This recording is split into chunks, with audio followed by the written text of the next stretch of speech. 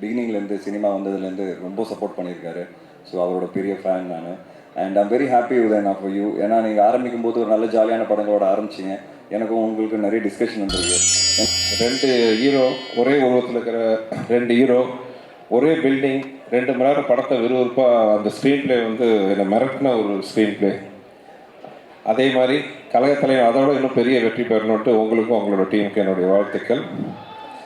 அப்புறம் உதய் சார், நான் படம் பண்ணணும்னு ஆசைப்பட்டு முடியாத 2 ஹீரோக்கள் இருக்காங்கன்னா ஒருத்தர் திரு தளபதி விஜய் அவர்கள்,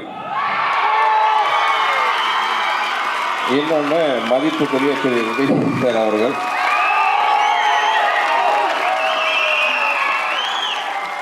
ஆக்சுவலாக எனக்கு ஒரு ஆப்பர்ச்சுனிட்டி வந்துச்சு, அதுக்கான ஐடியாவே அவரே தான் கொடுத்தாரு.